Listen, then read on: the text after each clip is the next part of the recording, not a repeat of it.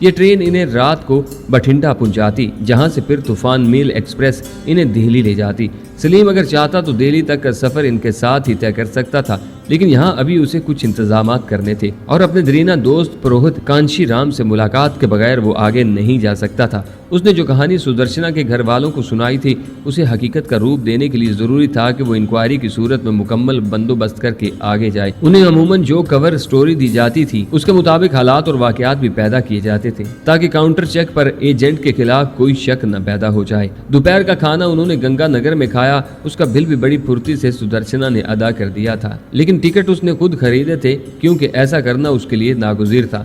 बज़ाहिर तो उसे 4 टिकट खरीदने थे, मगर उसने 5 टिकट खरीदे थे, क्योंकि एक टिकट उसके लिए था। उसे यहाँ से अबूहर तक जाना था और वो इसी ट्रेन से जाना चाहता था। लालाजी और उनका परिवार ट्रेन में सवार हो चुके थे।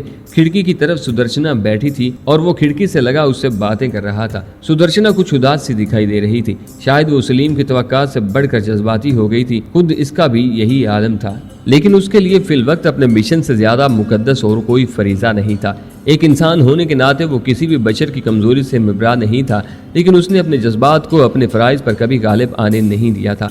वो कोई ऐसा दिल फेंक नौजवान नहीं था, भारत में पहली मर्तबा नहीं आया था। उसने इस मखलूत मुआशरे की हर बुराई को बहुत नज़दीक से देखा था, लेकिन यह अजीब बात थी कि वो ज़िंदगी में पहली मर्तबा किसी लड़की से इतना मुतासर हुआ था। ज़रूर सुदर्शना में कुछ ऐसी बात थी जिसने इसमें दिलचस्पी लेने पर सलीम को मजबूर कर दिया था। उसने अपनी ज़िंदगी में अपने हुस्न सरापे से इतनी बेनियाजी और कहीं नहीं देखी थी। वो जानता था कि भारत में इतनी खूबसूरत लड़की अपने लिए क्या कुछ हासिल कर सकती है, लेकिन उसकी जहादीदा नज़रों ने सुदर्शना के बहुत दूर अंदर तक झांक कर देख लिया था कि इस पर मशरकियत का अभी तक खासा गलबा था और वो आम भारतीय नारियों से अलग थलग दिखाई देती थी। हमारी सुबह की गुफ्तगू अधूरी ही रह गई, उसने अचानक ही कह दिया।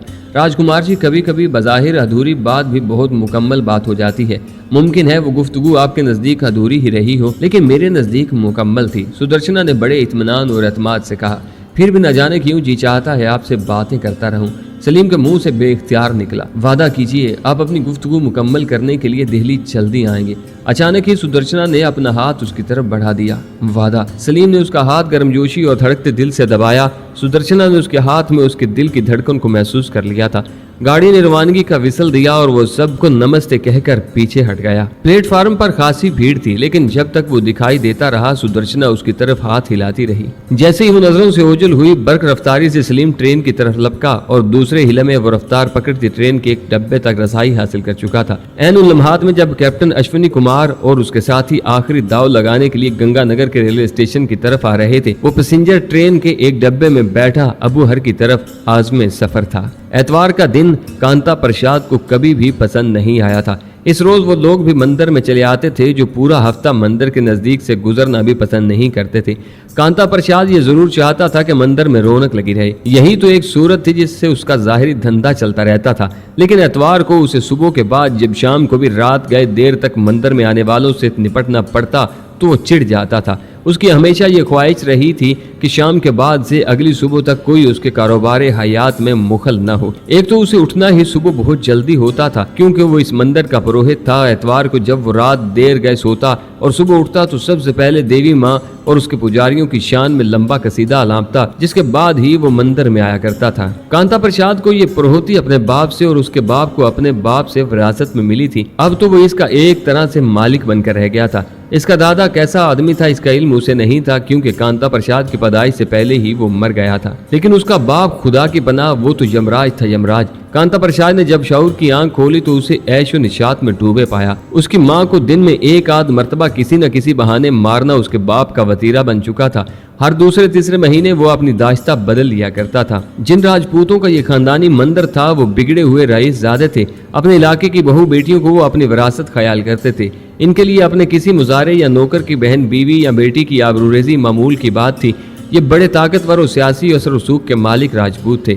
सरकारी दरबार में इनकी खूब चलती थी। मकामी थाने की तो हैसियत ही क्या थी। इलाके के बड़े बड़े पुलिस ऑफिसर इन्हें सलाम करने आया करते थे, क्योंकि इन लोगों के तबादले करवाना और तबादले न होने देना दोनों ही काम राजपूत आसानी से करवा लिया करते थे। पुलिस वाले कदम कदम पर इनके मोहताज थे। महकमाना इंक्वायरियों में बेगुनाह को गुनाहगार और गुनहगार को बेगुनाह साबित करना इनके बाएं हाथ का खेल था। लेकिन इन राजपूतों को शायद इस बात का इल्म नहीं था कि इनके मनकूहा बीवियों से कुछ ऐसे बच्चे भी हैं जिनका हकीकी बाप दरअसल कांता प्रसाद का बाप था। कांता प्रसाद के बाप को इस खानदान में रूहानी सरबराह की हैसियत हासिल थी। इनकी शादी गमी के मौकों पर वही इनकी नुमाइंदगी करता था। आए रोज किसी न किसी बहाने उसका आना जाना हवेली में लगा रहता था और अपने बदमाश खावंद की अयाशियों से दिल बर्दाश्ता राजपूतानियां इसका बेहतरीन शिकार हुआ करती थी। पंडित जी महाराज के पास अपने दुखड़े बयान करते करते वो इसके शैतानी शिकंजे में यूं जकड़ जाती थी कि फिर उनके लिए बचने की कोई सूरत बाकी नहीं रहती थी। पंडित कांता प्रसाद ने अपने स्वर्गीय पिताजी की रवायात का भरम कभी नहीं टूटने दिया था। उसके पास एक पंडित ज्यादा होने के नाते जिनसियात का खुफिया इल्म भी शामिल था और अपने बुजुर्गों के बताए हुए ऐसे ऐसे नुस्खे उसके पास मौजूद थे जिनको बरोकार लाकर वो अपने खामदों की मोहब्बत को तरसी हुई इन बेहाता औरतों को अपना गर्विदा बना लिया करता था।